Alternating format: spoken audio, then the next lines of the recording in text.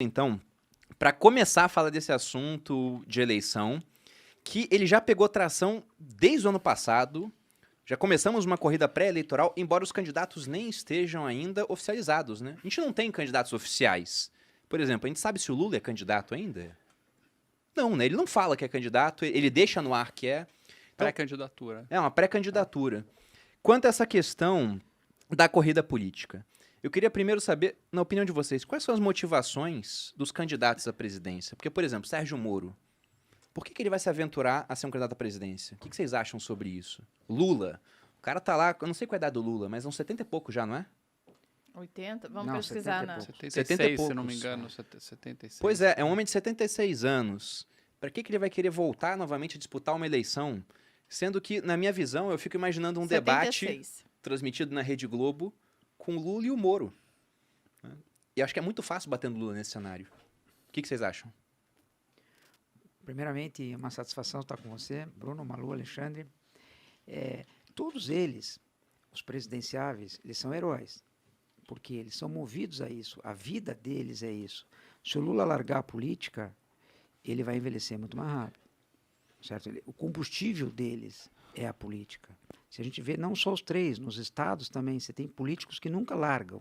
Por quê? É o motivo deles continuarem vivos. É existencial para É eles. existencial para eles. Receber as pessoas, discutir, o telefone que toca. A partir do momento que eles saem, é como se ele se aposentasse. Da noite por dia, o telefone não toca mais. Agora, é um desafio.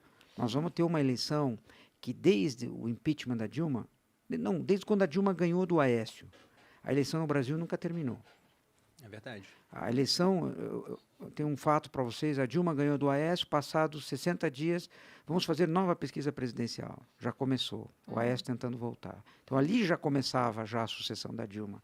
Mas isso com 60 dias, com 3 anos e 10 meses para a Dilma cumprir o mandato, que não cumpriu. Aí veio o Bolsonaro. Bolsonaro se elege presidente do Brasil. Com 6 meses, já tinham pesquisas eleitorais, como se a eleição tivesse logo ali.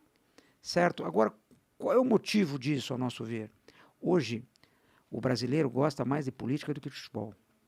Então, dá clique. A palavra Lula, Bolsonaro, Moro, ela dá clique. Então, é o noticiário o dia inteiro sobre isso. Hoje nós temos pesquisas eleitorais divulgadas dia sim, dia não no Brasil. Isso acontecia faltando 15, 20 dias para as eleições.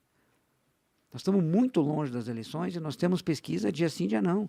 Eu não tenho dúvida que nós vamos chegar nos 45 dias finais com a pesquisa da manhã e com a pesquisa da tarde. Certo? De tão aguerrido, de tão disputado que vai ser e de tão assim que a população está interessada. Por um lado é muito positivo, que aquilo que o brasileiro não era politizado, que o brasileiro não gostava, isso acabou. A gente faz pesquisa de mercado também, a recusa da pesquisa política hoje é muito menor do que a pesquisa de mercado. O povo quer falar. O povo quer dizer em quem vai votar. E aproveitando essa pauta de pesquisa, porque muita gente olha o número da pesquisa assim e fala, isso aqui não pode ser verdade. Você está manipulando os números, né? Você como responsável por pesquisa no Instituto Paraná, como que funciona? Porque, por exemplo, o pessoal fala, não, isso aqui, como é que o Lula pode estar em primeiro em todas as pesquisas? Isso está sendo manipulado. Você tem como falar um pouco da metodologia da pesquisa? Temos como falar. A pesquisa, ela é feita na proporção da população. Ela é uma amostra. Então, se a gente tem 53% do eleitorado feminino, 53% das entrevistas vão ser feitas com mulheres. Aí você tem a divisão por faixa etária. Um exemplo, se 13% do eleitorado é de 16 a 24 anos, 13% das entrevistas vão ser feitas ali. Se 40% do eleitorado, um exemplo, é até ensino fundamental, 40% das entrevistas vão ser feitas com pessoas do ensino fundamental. E assim por renda, por região, por estado e por tamanho do município. Certo? Então, quer dizer, ela é extremamente uma pesquisa, ela é extremamente uma amostra da população brasileira. Proporcional. O que acontece hoje com as pesquisas, são várias formas de fazer pesquisa e ninguém analisa isso. As pessoas soltam os números e não prestam atenção no que está escrito. Certo? Quais são as formas de pesquisa na quantitativa? Ela pode ser feita por telefone, através de um operador da Paraná Pesquisas ligando para o Bruno. Ela pode ser feita automatizada, através de um robô que faz ligações, onde você vai discar ou vai falar. Se as eleições, por exemplo, em quem que você votaria? Se você vota candidato A, diz que 1, candidato 2, diz que 2, ou você fala, você repete a gravação. E tem as pesquisas presenciais. certo? As pesquisas presenciais, que é aquela que você vai na casa das pessoas ou pesquisa em pontos de fluxo. Também tem uma diferença. Então, quer dizer, tem formas de pesquisa, só que todas as pesquisas está escrito, só que ninguém divulga. Então, as pessoas, não é correto você pegar uma pesquisa que foi feita telefônica e comparar com a pesquisa presencial. Pesquisa telefônica compara com pesquisa telefônica, presencial com presencial. Agora, existe uma grande discussão. Qual delas está certa, qual é a mais correta, qual é a melhor, certo? É difícil de responder. Tem vantagens e desvantagens em cada um dos sistemas. Você acha que acontece aqui? Eu lembro até que o Ale comentou disso uma vez, aquele fenômeno que aconteceu nos Estados Unidos, do eleitor envergonhado. O cara que na pesquisa fala, tu vai votar no Trump? Ele fala, eu não, mas na hora ele vota, a mesma coisa acontece, por isso a de telefone ela tem um resultado diferente da presencial? Olha, a gente questiona muito isso e a gente já tem experiências disso, tá? Hoje tem 10% do eleitorado que se diz envergonhado. 10% diz que tem vergonha de dizer quem vota, porque é pressionado e tal. Eu vou dizer que voto nele, puta, vão me matar aqui, certo? Então, você tem 10% da população. Agora, tem vantagens e desvantagens na telefônica e na presencial. Você pega a cidade pequena, certo? É muito difícil, porque a pessoa pensa assim, foi o prefeito que mandou me ligar para saber em quem eu voto. Foi o vereador que mandou ligar para saber em quem eu voto. Nas cidades maiores, não. Na cidade maior, o cara não tem contato, mas nas cidades pequenas as pessoas são muito próximas. E presencialmente, pode ser até pior. Pô, o cara mandou bater aqui na minha casa para perguntar se eu vou votar nele. Se eu digo que não voto, esse cara no dia seguinte, ou ele manda meu irmão embora, manda minha mãe embora, sei lá eu o que ele vai fazer comigo. Então, quer dizer, mas isso é muito pequeno, isso não existe, certo, das pessoas. E outra coisa, a maioria das pessoas, ela quer dizer em quem vota para o candidato dela aparecer na frente.